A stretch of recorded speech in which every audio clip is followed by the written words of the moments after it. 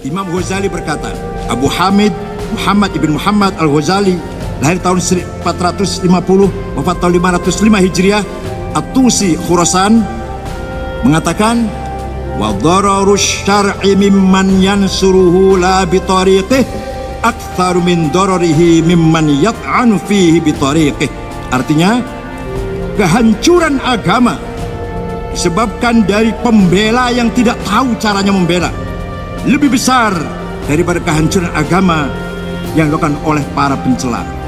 Jadi Islam akan hancur, akan rusak dari dalam dengan mengatasnamakan pembelaan terhadap Islam, karena pembelaan yang tidak dibenarkan oleh agama Islam itu sendiri.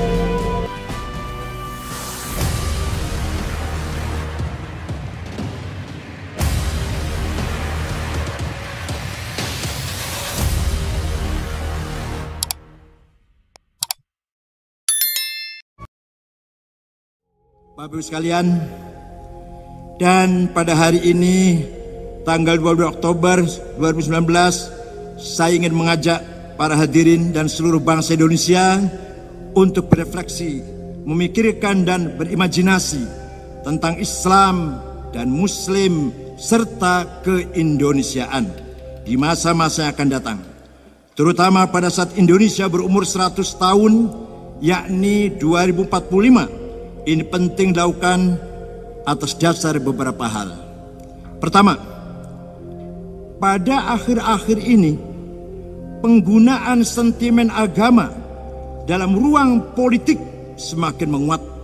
Dimulai dari peristiwa Pilkada DKI melahirkan gerakan politik 212 sampai pada pemilihan presiden kemarin, politik identitas yang memanfaatkan kedangkalan pemahaman beragama tampaknya akan terus digunakan oleh kekuatan-kekuatan politik untuk meraih kekuasaan. Kedua, eksklusivitas, intoleransi, dan radikalisme beragama khususnya di kalangan umat Islam semakin hari semakin menguat. Sejumlah laporan penelitian telah menunjukkan peningkatan intoleransi dan radikalisme beragama. Laporan Survey Wahid Foundation misalnya menyebutkan bahwa pada tahun 2017 mayoritas muslim dan muslimah 57,1% bersikap intoleran kepada kelompok yang tidak disukai. Presentasi tersebut meningkat jika dibandingkan dengan survei tahun 2016 sebesar 51%. Bahkan sejumlah aparat sipil negara, TNI, Polri, BUMN mulai banyak yang terpapar paham radikal. Dan ini bukan omong kosong. Yang mengatakan ini antara lain Bapak Menteri Pertahanan Jenderal Ryamizar Riyakudu. Aktivitas intoleransi dan radikalisme beragama ini bukan saja merusak agama Islam, tetapi juga merusak kehidupan berbangsa dan bernegara. Kenapa disebut merusak agama? Karena pada prinsipnya Islam menghargai kebinekaan. Karena intoleransi dan radikalisme inilah sesama anak bangsa saling mengkafirkan, saling menyalahkan, bahkan saling memusuhi. Terkenal dengan Ansarud Daulah, jamaah takfiri. Semua kita ini kafir semua, halal darahnya. Ketiga, kelompok yang ingin mengganti Pancasila sebagai dasar negara juga mengalami peningkatan. Mereka berpandangan bahwa Pancasila itu bertentangan dengan Islam. Padahal melalui Muktamar Nahdlatul Ulama di Situ Bondo, para kiai telah memutuskan bahwa Pancasila tidak bertentangan dengan Islam. Bahkan sila-sila yang ada dalam Pancasila merefleksikan nilai-nilai Islam. Karena itulah Nahdlatul Ulama menjadi organisasi pertama yang menerima Pancasila sebagai asas tunggal organisasinya.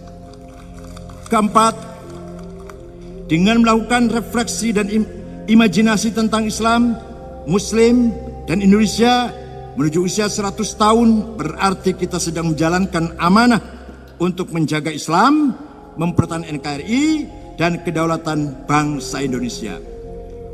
Imam Ghazali berkata, Abu Hamid Muhammad ibn Muhammad al-Ghazali, lahir tahun 1450, wafat tahun 505 Hijriah, At-Tusi Khurasan, mengatakan, wa dararus syar'i mimman yansuruhu la bitariqih aktsaru min dararihi mimman yat'anu fihi bitariqih.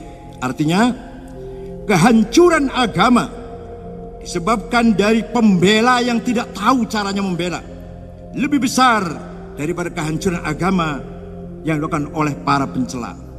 Jadi Islam akan hancur, akan rusak dari dalam dengan mengatasnamakan pembelaan terhadap Islam, karena pembelaan yang tidak dibenarkan oleh agama Islam itu sendiri.